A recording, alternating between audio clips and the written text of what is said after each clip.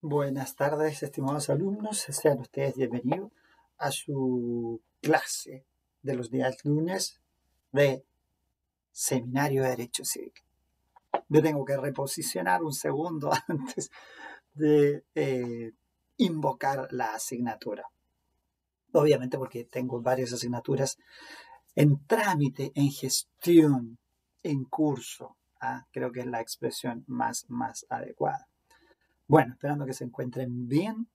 Ha sido una semana, creo que en noticias no muy variadas, no muy variadas. De alguna manera los temas van avanzando desde la pandemia hacia el desconfinamiento y del desconfinamiento a las, no sé, herramientas para solucionar la crisis económica y luego la secuencia indica que tendrán que ser el análisis del rebrote. ¿Cierto? No estamos exentos de que ello pueda ocurrir, ¿no? Volver a ocurrir, porque ha ocurrido en todo el mundo. Al parecer, el tema está en cómo se comporta el rebrote. Yo creo que ya las medidas a estas alturas no dependen de la autoridad, sino que dependen de las personas, de las personas efectivamente si están dispuestas a cuidarse y o sea, a pensar un poquito en el otro. Yo soy de los que cree que la responsabilidad está en uno y no en otros. Siempre lo he dicho y lo hemos conversado en algunas ocasiones. Esta forma que tenemos de repente los chilenos, que es tan habitual de entender que lo que nos pasa siempre es culpa de otros y no que es responsabilidad nuestra. Ayer visualizaba una película bastante interesante. Entonces, cómo la eh, persona se adelantaba a las situaciones, pero no pensando precisamente en que las cosas dependían de lo que ella hiciera hoy. Cómo se adelantaba a las situaciones, porque obviamente la posibilidad de que los otros vayan está. Eso es cierto. Pero el punto es, si yo efectivamente me preocupo para que esos eventos externos no me afecten. Y ahí es donde, por eso el tema siempre digo de los ingenieros es muy bueno, el tema del ensayo y error. Yo me equivoco, visualizo cuál fue la acción errónea y corrijo desde ahí y luego avanzo. Bueno, dicho eso, veamos entonces cómo se comporta, como le digo, esta secuencia de desconfinamiento, herramientas para superar la crisis económica, eventual rebrote y luego nuevamente el ciclo. La vida dicen que es cíclica. Bueno, interesante. He oído interesantes cosas también este fin de semana acerca de lo que ha significado, por ejemplo, para algunas personas. Estuve leyendo algunos supuestamente este nombre que le damos nosotros aquí en Chile a las personas que estudian intelectuales acerca de cómo están viviendo la pandemia y qué les ha significado esto de los encierros. Es interesante, es interesante. Y yo imagino que ustedes también estarán visualizándose los cambios que hacia adentro hemos estado observando, cada uno. Hemos estado a lo mejor más preocupados del futuro internamente, a lo mejor llegamos a la noche pensando cómo lo voy a hacer este mes, cómo lo voy a hacer el próximo, pensando a lo mejor aquellos que han tenido a lo mejor la fortuna de mantener su trabajo, de cómo lo va a hacer hacia el futuro.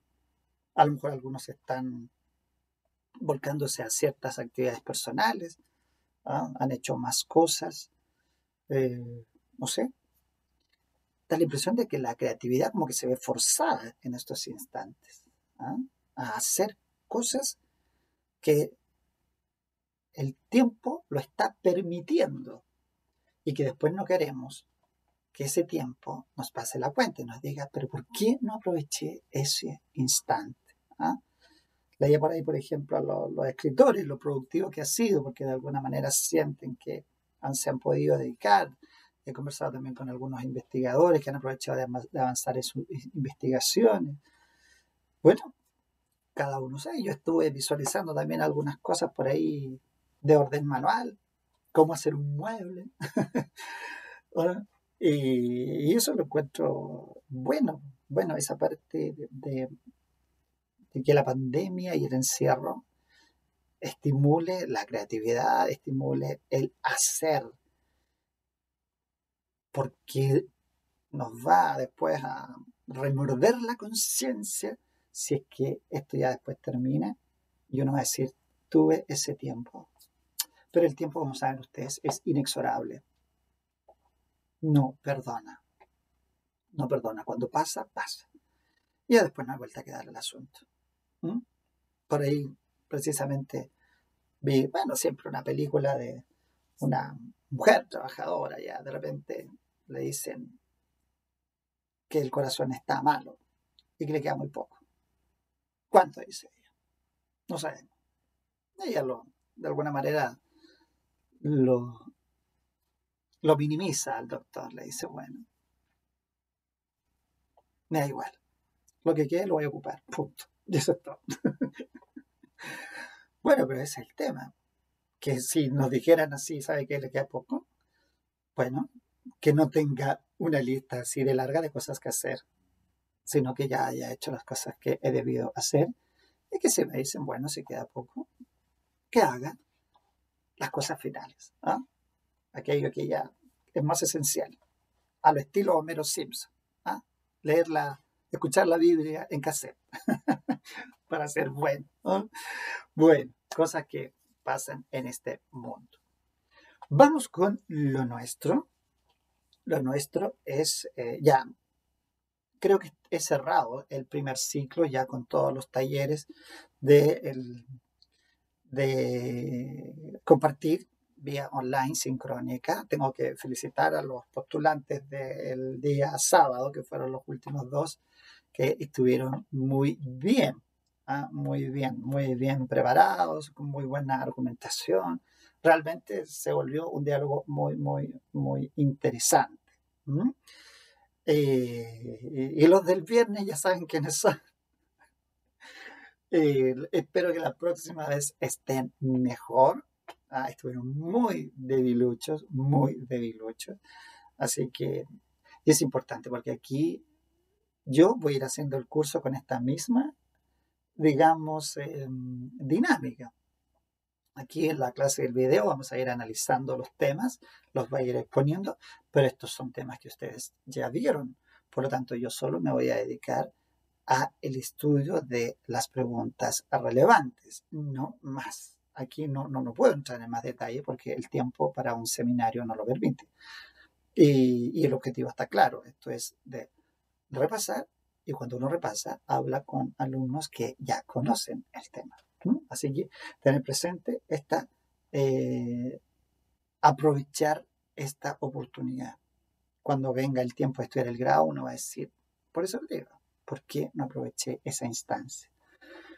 Y nosotros ya habíamos visto toda la parte relativa a la voluntad y sus vicios y teníamos que entrar hoy día ya a analizar la segunda parte, que son los otros elementos, la capacidad, el objeto y la causa.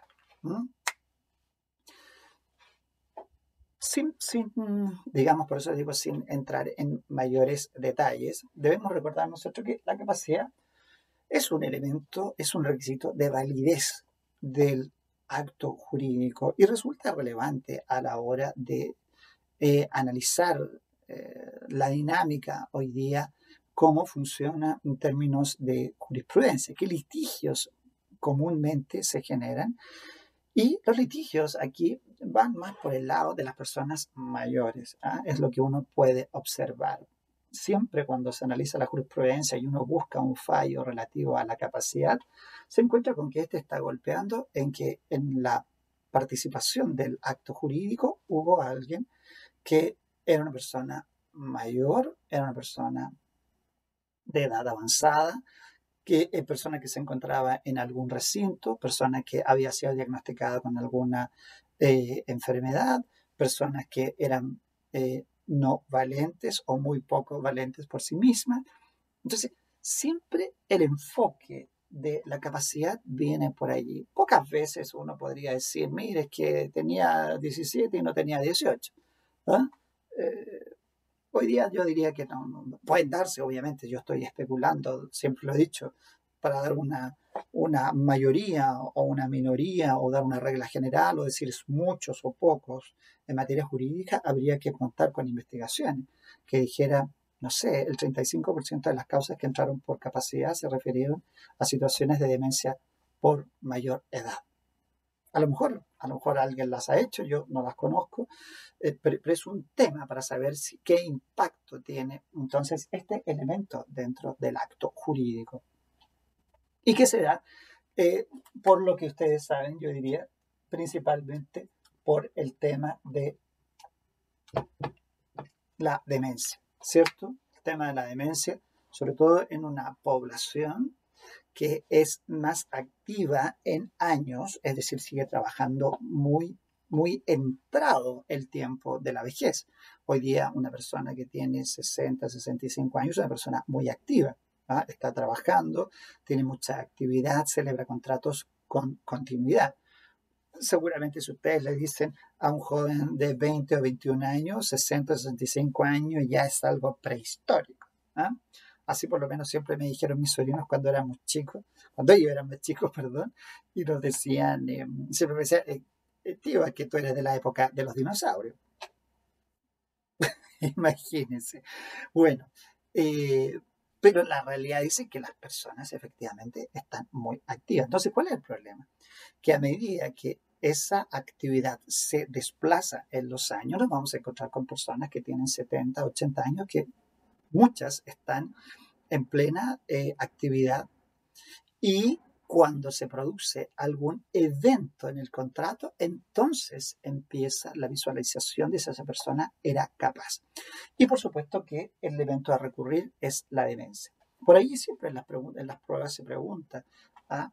Y los alumnos lo visualizan. La demencia ya sabemos que nosotros es un concepto, pensando los artículos 19, 20 y 21 acerca de la interpretación, que la demencia el código no la tomó como la define la ciencia, ni tampoco la definió dentro del código. Por lo tanto, debemos entender que la ley le dio un sentido propio a la demencia y que abarca obviamente la privación de razón en un sentido amplio. El tema va a ser cómo se prueba, pero más que cómo se prueba, cómo esta falta de privación de razón se manifiesta en el comportamiento del individuo. ¿Por qué lo decimos así? Porque existen hoy día el hecho de que vaya a juicio problemas de capacidad, es que la persona no parecía incapaz. ¿Ah? Muchos casos se han dado a personas mayores en las que, por ejemplo, los notarios van a tomar firma en su domicilio. Se cuestiona, obviamente, si la persona se encontraba o no en su sano juicio. Tanto es así que hoy día los notarios tienden a, cuando la persona es mayor y no se observa físicamente como autovalente, tienden a pedir, por ejemplo, certificados médicos que acrediten que la persona se encuentra bien, que no tiene ningún problema en términos de salud mental. La salud mental, que es un tema en Chile, es un tema en Chile, en otras oportunidades a lo mejor lo hemos conversado, respecto de la escasez que tiene en este país el tratamiento de la salud mental. ¿Ah? Chile es un país que tiene, se calculaba por un día un funcionario por allí del Estado, decía, más o menos se calcula que unas sobre 62.000 personas han sido diagnosticadas con algún tipo de trastorno mental. No todos los trastornos mentales, por supuesto, llevan a la incapacidad. Y ese es el problema. Por eso le decía yo, el problema de la capacidad es cómo se manifiesta esta afectación en la realidad. Porque si la persona tiene alguna afectación, La pregunta es, ¿eso lo priva de razón? Una de ellas es el Alzheimer. El Alzheimer es una enfermedad progresiva que puede llevar muchos años, desde los primeros tiempos hasta los finales. En el primer tiempo, podría ser que la persona pueda seguir funcionando con toda su capacidad. Y a medida que el deterioro avanza, recién empieza a perder la capacidad. Entonces, ¿qué pasa si dentro de los primeros años se suscribe el acto jurídico? Pasa con las personas que van a testar. ¿En qué instante efectivamente la persona testó? ¿Estaba realmente con plena capacidad intelectual? ¿Estaba la persona que suscribió o celebró el contrato en plena capacidad? Todos elementos que se van a discutir, y por esa razón la expresión demencia, el legislador, debemos entender, la ha tomado en un sentido amplio, que ayuda obviamente en el juicio cuando existe la interdicción, obviamente. Pero la interdicción facilita absolutamente el problema, y por eso cuando hay interdicción uno podría decir ya el problema no suscita interés. ¿Por qué? Porque de acuerdo al artículo 465, efectivamente, encontrándose en interdicción, es decir, por efecto de esta resolución judicial que priva a una persona de la administración de sus bienes, todos los actos son nulos. Entonces, desde esa perspectiva ya no hay ningún conflicto. El conflicto está antes. Los actos anteriores al decreto de interdicción, porque ahí es cuando el nivel de la prueba sube. Porque aquí es importante, hay dos reglas muy potentes que actúan en materia de capacidad. La primera es la de 1446. Por regla general, las personas son capaces. Primera regla que uno defiende en el juicio en el que se produce el conflicto, sobre todo cuando uno va por el demandado, cuando a uno le dicen, efectivamente usted celebró contrato con una persona que era incapaz, y uno dice, pero ¿cómo si la persona estaba plenamente capaz? Y la segunda regla es que los actos jurídicos son válidos mientras no se acredite lo contrario, tomando de pie o como base lo que dice el 465. Entonces, destruir esto implica romper estas dos reglas generales, la de la capacidad y la de los actos jurídicos válidos. La incapacidad es una excepción, y el hecho de que los actos se celebren por una persona supuestamente incapaz, primero debería probar la incapacidad y luego demostrar que el acto efectivamente es inválido como consecuencia de esa incapacidad. Bueno, temas importantes a la hora de analizar esa incapacidad. Si tuviera, obviamente, en interdicción, la persona no tiene otra opción que actuar vía representante legal. Ahí es donde uno podría decir también que se generan otras consecuencias, sobre todo porque, por ejemplo, una persona mayor de 18 años que efectivamente está declarada interdicta y a quien se le designó un representante legal, se generan, lo que ustedes saben, lo vamos a ver un poquito más adelante, en el caso de los contratos, ciertas solemnidades de orden especial. Por ejemplo, en el caso de la compraventa, vamos a aplicar los artículos 393 y 394, que señalan que en estos casos hay que vender en pública subasta autorizada por el juez con conocimiento de causa. Es decir, no basta con que se presente, tiene que haber fundamento. En segundo lugar, tiene que hacerse en subasta, y esa subasta tiene que ser subasta pública. O sea, no es una situación cerrada. No se puede convenir con un eventual comprador. El comprador tiene que asistir, al igual que los otros, a la subasta. Por eso es más complicado el tema que cuando, por ejemplo, actúa el representante legal padre respecto de un menor de 18 años que está sujeto a patria potestad, porque en ese caso la venta se da con conocimiento de causa y el juez la puede autorizar. Pero acá tiene que ser, cuando ya es mayor de 18 y tiene representante legal, tiene que ser con subasta pública. Al menos así dicen los artículos 393 y 394. Interesante, obviamente, el tema desde esa perspectiva de la capacidad. Ahora, en el tema del objeto,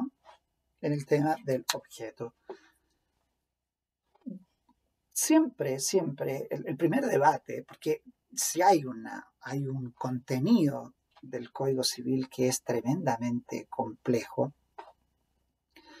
en términos, o mejor dicho, doctrinarios, es este tema de definir el objeto y después todas las complicaciones interpretativas que generan los artículos, en especial el artículo 1464.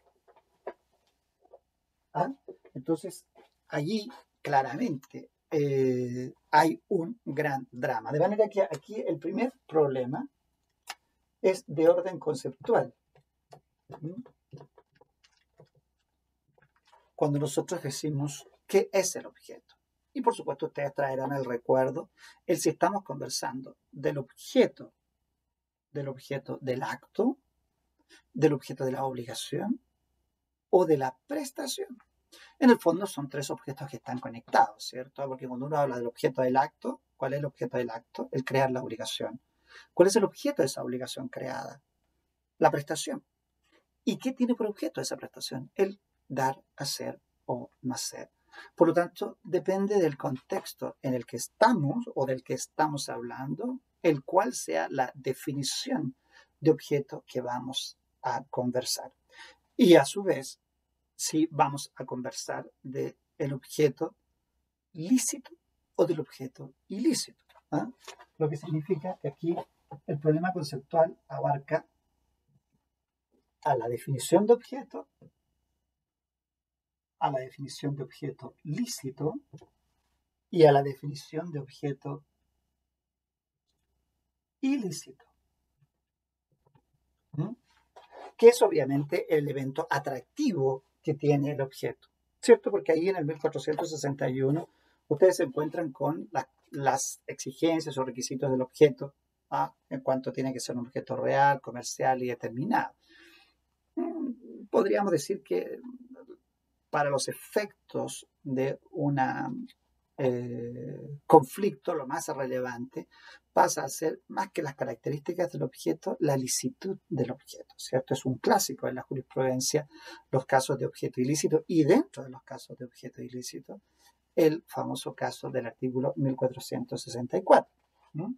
Entonces, habiendo despejado el por qué tenemos conflictos conceptuales, nos vamos al objeto ilícito, cuya respuesta generalmente en un examen es que esto no ha sido definido por el legislador. Sin embargo, el legislador ha contemplado los casos de objeto ilícito, ¿cierto? Casos de objeto ilícito, ¿no? El primero de ellos, caso 1, entonces, cuando hablamos de lo contrario al derecho público chileno. Esto del derecho público y el derecho privado, hoy día, yo diría que el campo del derecho público ha ido experimentando una expansión y una penetración en el mundo privado, sobre todo a través de esto que se conoce como el derecho regulatorio. Antes, las actividades privadas tenían, digamos, un fuerte muro que era autonomía privada, libertad contractual y por tanto esta área del mundo privado donde se puede hacer todo aquello que no esté prohibido era muy fuerte. Pero como esa actividad fue demostrando desequilibrios, ¿cierto? Por ejemplo, entre las partes, fue demostrando desprotección de terceros, fue demostrando que muchas de las actividades involucraban, por ejemplo, necesidades de primer orden, bienes de primera necesidad. Entonces, la actividad regulatoria del Estado tuvo que entrar en esta materia. Y por eso uno lo puede observar muy bien en la creación de las superintendencias. Es como un ejemplo bien claro de cómo el área pública comienza a penetrar el área privada. La superintendencia, una de las últimas superintendencias de educación, la superintendencia, por ejemplo, de servicios sanitarios, lo importante que ha sido en materias hoy día de fiscalización y aplicación de sanciones a la sanitaria. Por allá por el sur, ¿se acuerdan? La empresa que abastece de agua potable a Osorno, que tiene tiene aplicación de multa, y hay uno que está en discusión, obviamente entiendo todavía, pero son ejemplos que nos permiten ir visualizando que esta distinción, obviamente, público-privado, ya no es tan pura.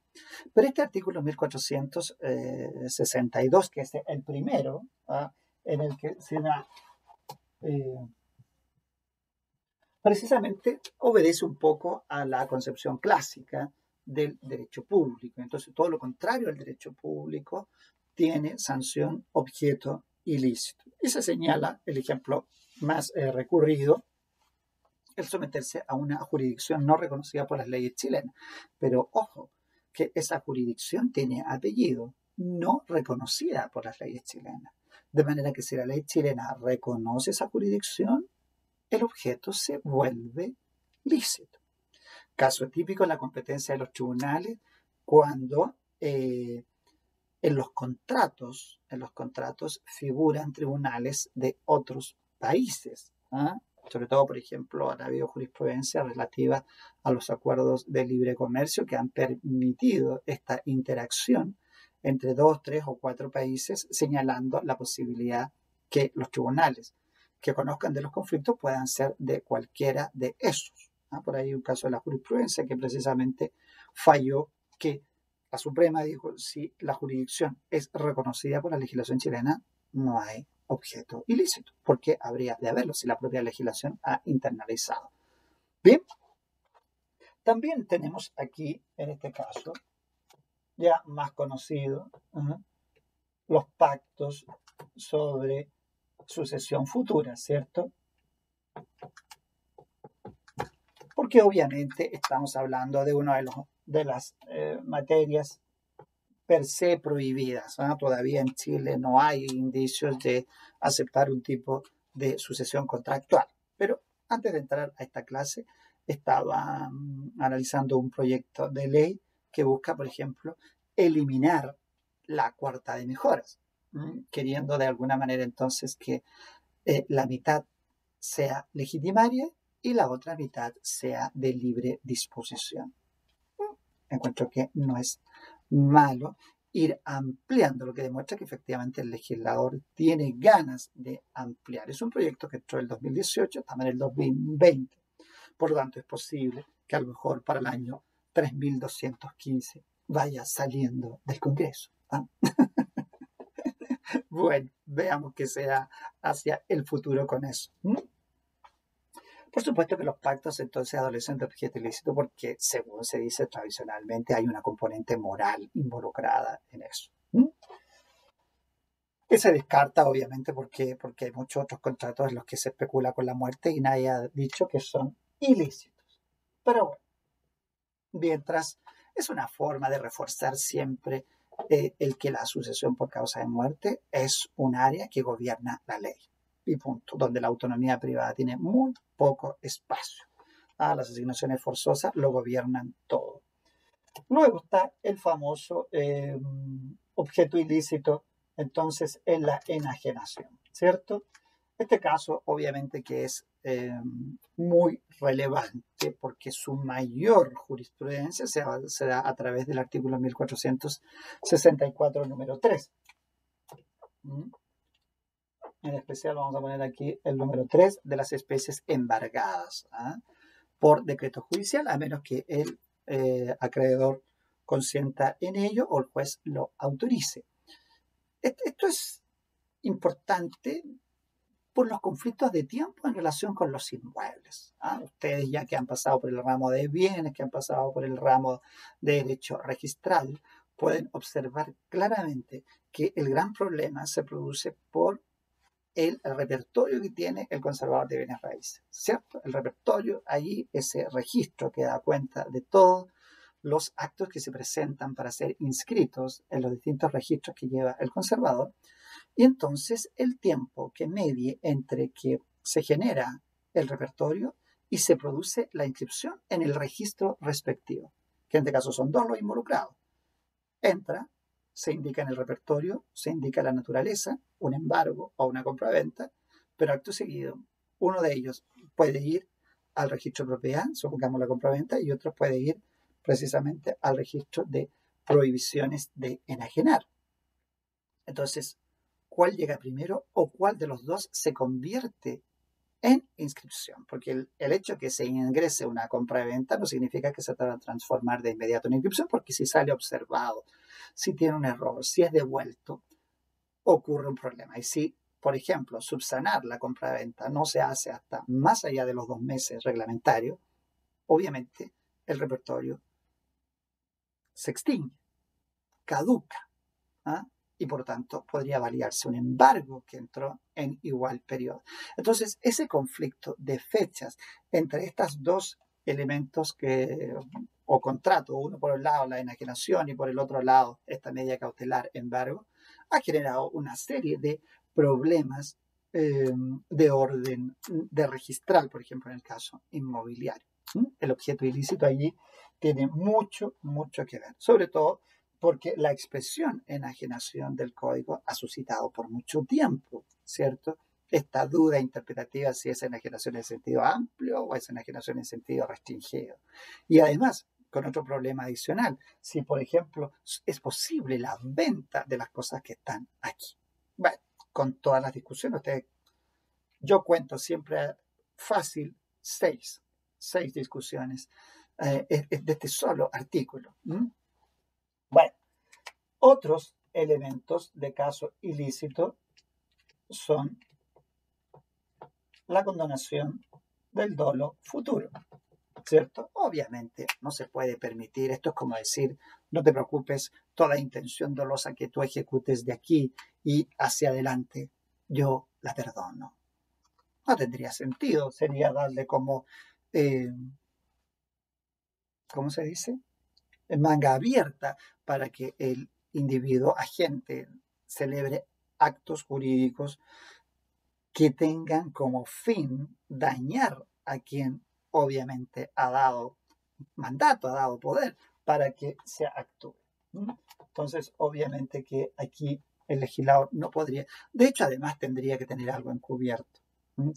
¿Por qué estoy desde ya perdonando la posible intención dañosa en contra de mi propia persona? ¿Qué podría estarse generando allí? Entonces el legislador lo toma como una actitud obviamente reñida con lo lícito del ordenamiento jurídico y lo sanciona con esta sanción. Creo que me perdí ahí. Con sanción de objeto ilícito. Bien. Y finalmente, otro que es un artículo que también contiene una amplitud. Entonces, todos los contratos prohibidos por ley. La ley obviamente que prohíbe varias convenciones, aquí en la parte final del artículo 1466 y generalmente en todo contrato prohibido por las leyes. De alguna manera, esa frase es muy fuerte porque ilustra mucho en cuanto al campo de actuación que tiene la norma. Cada vez que entremos en una contratación prohibida, estaríamos con un contrato que adolece de objeto ilícito. Hace poco conversábamos, por ejemplo, acerca del aborto, ¿se acuerdan? En términos de la relación código-constitución. Y hasta antes de la ley que permitiera la interrupción del embarazo en 3 causales, uno perfectamente podría decir que el médico no podía celebrar un contrato de prestación de servicios para interrumpir el embarazo. ¿Por qué? Porque eso adolecía de objeto ilícito, porque la conducta, el objeto, estaba prohibido por la ley. Pero hoy, post-ley o post-modificación al Código Sanitario, obviamente que estamos en una situación diferente, porque si la paciente llega donde el médico y el médico le dice, efectivamente, estamos en una situación de inviabilidad del feto o de riesgo inminente de vida de la madre, entonces perfectamente se podría convenir una cirugía para producir la interrupción voluntaria del embarazo. Y ese contrato, esa convención que se produce entre paciente y médico, ya no adolece de objeto ilícito. ¿Ven? Por lo tanto, obviamente que se van marcando situaciones que, dependiendo de cuál sea el espíritu del legislador, del tiempo en que esto se produce. Hay contratos que en el pasado no se podían celebrar porque eran reñidos por la moral. Por ejemplo, hemos conversado acerca, por ejemplo, de lo que era abusivo de la libertad de la prensa, de lo que significa obsceno, porque en el futuro, obviamente, o sea, en el presente y en el futuro, el objeto se ha ido modificando. La obscenidad del siglo XIX y de la primera mitad del siglo XX no es el concepto de hoy. Podría ser considerado, por ejemplo, obsceno alguna figura simplemente en que se denote a la mujer. ¿Ah? Algo que, por ejemplo, no ocurrió en el pasado reciente.